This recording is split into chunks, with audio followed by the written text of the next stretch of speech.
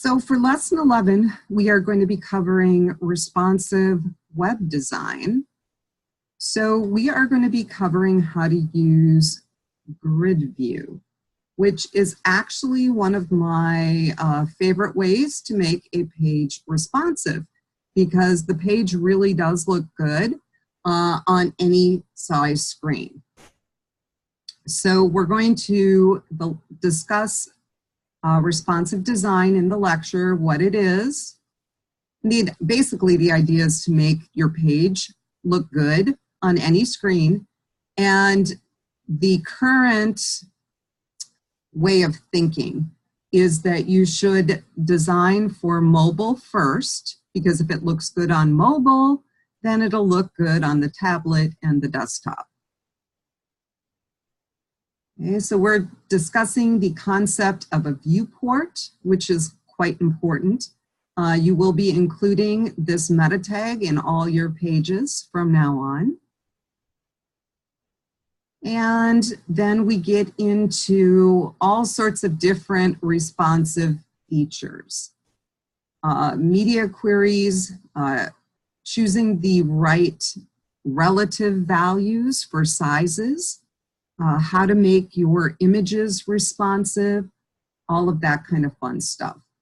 And the current way of thinking is, and you probably know this from looking at things on your phone, we're pretty used to scrolling vertically, but when you're working on your phone, you do not want to have to scroll horizontally.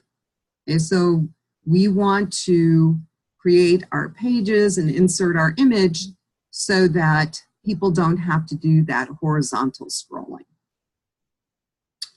So this little table shows, and this is more for text, but a bunch of ways of making your text responsive.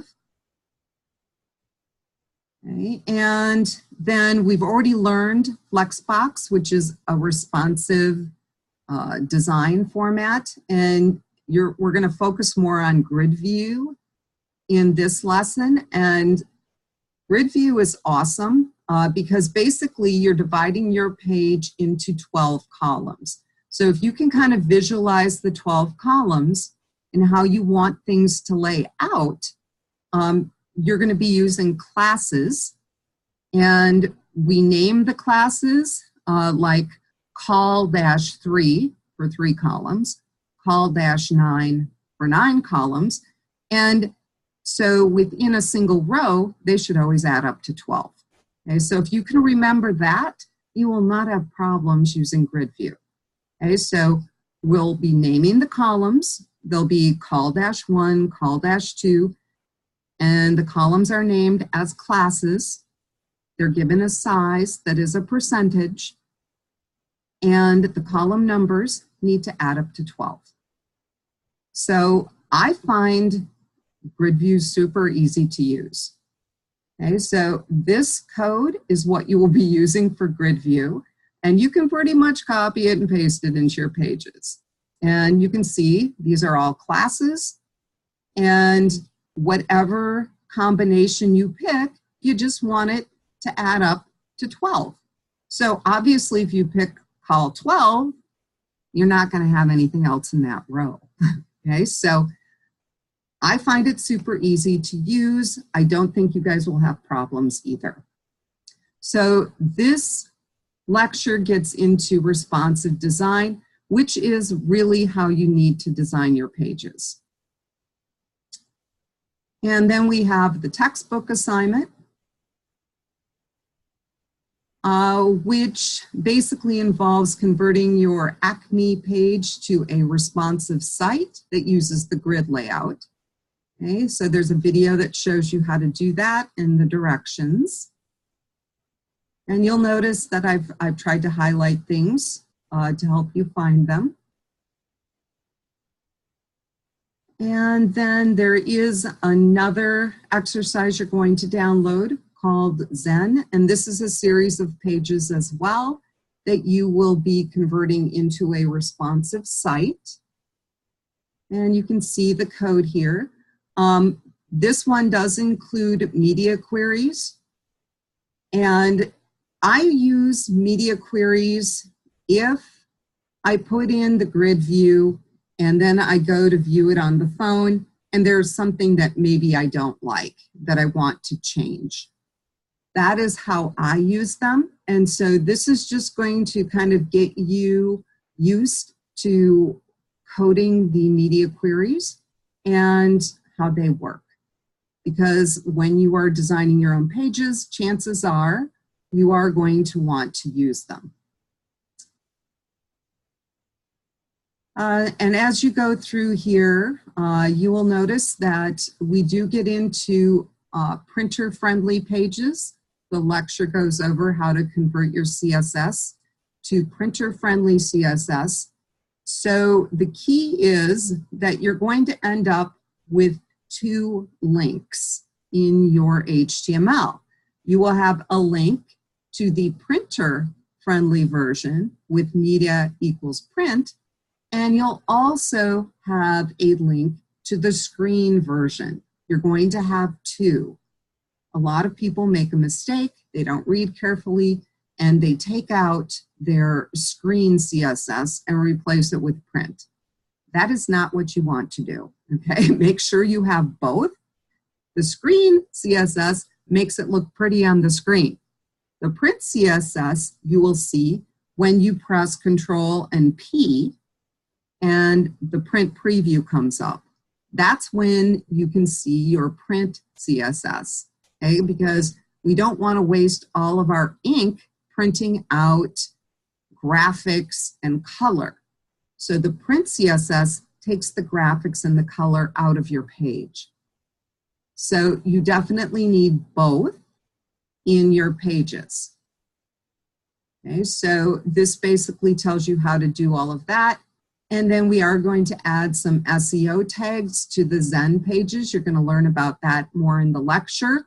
But how to add those tags so that hopefully when a search is conducted, that your page would be floating to the top of the results rather than being on page 50.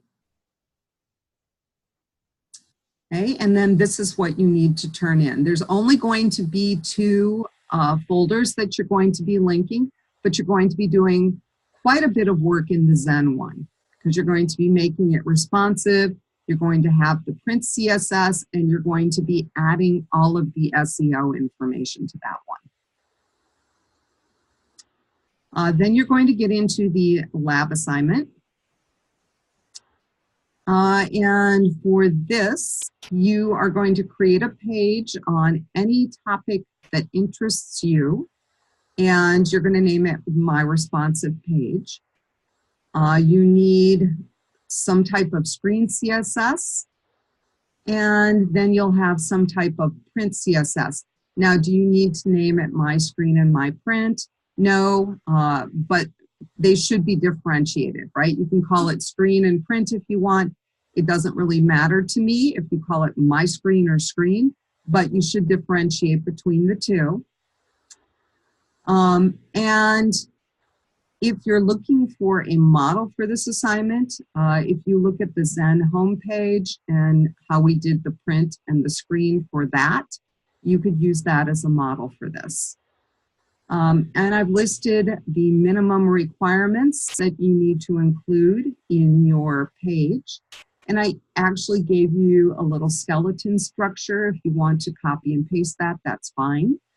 I've got some minimum requirements for the screen and the print CSS. And so minimum means you need to have these to get all the points. If you want to do more, that is awesome, okay? If you want to do more, I love it when people do more. But this is the minimum that you need to do to get all the points. And then don't forget to add the lesson 11 links to your assignment page because that's where I go to correct your work. So this is how you will be graded. And once you are done with this assignment, then you are going to share your responsive page with the rest of the class because the responsive pages are pretty cool. Okay, so what you're going to want to do is add a new discussion topic here. And you are going to want to add the link to your page and use the link button to actually get a link. And what you're going to need to do is pull up your page. Okay, so you'll have to go to whatever your directory is, click on this, and press Control-C. Okay, and then when you come over here and you open up this, press Control and V as in Victor, and it will paste the link right in there.